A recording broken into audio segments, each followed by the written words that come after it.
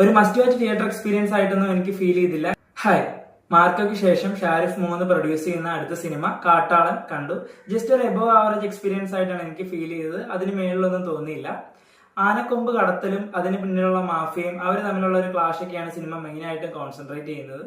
Action പ്രാധാന്യം നൽകി എടുത്തൊരു സിനിമ. അതുകൊണ്ട് തന്നെ സിനിമയിൽ ഒരു 4-5 ഫൈറ്റ് സീക്വൻസ് ഉണ്ട്. അതിൽ തന്നെ എടുത്തു പറയേണ്ടത് ആ ക്ലൈമാക്സിലെ ഫൈറ്റ് സീനാണ്. അതിന്റെ ആ ഒരു കട്ട്സും കാര്യങ്ങളും ക്യാമറ ആംഗിൾസും ആ ഒരു വയലൻസ് വരുന്ന സീൻസ് ഒക്കെ നന്നായിട്ട് വർക്കായിട്ടുണ്ട്. പടത്തിന്റെ മേജർ പോസിറ്റീവ്സ് പറയുകയാണെങ്കിൽ സുനിലിന്റെ പെർഫോമൻസ് കിടിലനായിരുന്നു. ആ ഒരു ക്യാരക്ടറിന്റെ ആ ഒരു സ്വാഗും ആ ഒരു ഇമ്പാക്ട് ഒക്കെ നൈസ് ആയിട്ടാണ് വന്നത്.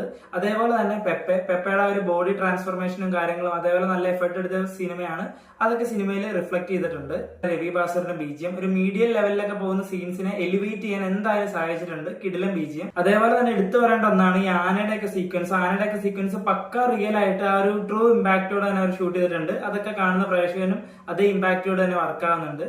പിന്നെ സിനിമയുടെ നെഗറ്റീവ്സ് പറയുകയാണെങ്കിൽ സ്റ്റോറി ലൈൻ തന്നെയാണ്. നമ്മൾ കണ്ടു മറന്നൊരു കഥ അല്ലെങ്കിൽ ഒരു പ്രിഡിക്റ്റബിൾ ആയിട്ടുള്ള കഥ എന്താ നടക്കാൻ പോകുന്നതെന്ന് നമുക്ക് കൃത്യമായിട്ട് അറിയാൻ പറ്റും. ഇത്രയും ഫൈറ്റ് സീക്വൻസ് ഉണ്ടായിരുന്നു. ആ ക്ലൈമാക്സ് ഫൈറ്റിനെ ഒന്ന് ഒഴിച്ചു നിർത്തിയാൽ വേറെ ഒന്നും അത്ര ഇമ്പാക്ട് തരുന്ന നമുക്കൊരു ഹൈ മൂവ്മെന്റ് തരുന്ന ഒരു ഫൈറ്റ് സീൻസോ കാര്യങ്ങളോ ഒന്നും സിനിമയിൽ ഉണ്ടായില്ല. സിനിമയിൽ ഡയലോഗ്സ് മാസാക്കാൻ നോക്കിയ ഡയലോഗ്സ് ആണെങ്കിലും ഒന്നും അത്ര എഫക്റ്റീവ് ആയിട്ട് വർക്കായെന്ന് എനിക്ക് തോന്നിയില്ല.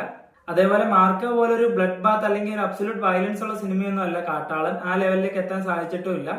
ഒരു മസ്റ്റ് വാച്ച് തിയേറ്റർ എക്സ്പീരിയൻസ് ആയിട്ടൊന്നും എനിക്ക് ഫീൽ ചെയ്തില്ല. എന്നാലും തരക്കേടില്ലാത്ത ഫൈറ്റ് സീക്വൻസ് ഒക്കെ കണ്ട് 2 മണിക്കൂർ എൻജോയ് ചെയ്യാൻ വേണ്ടി ഒരു സിനിമ കാണാൻ താല്പര്യമുള്ളവരാണെങ്കിൽ തീർച്ചയായും തിയേറ്ററിൽ തന്നെ എക്സ്പീരിയൻസ് ചെയ്യുക.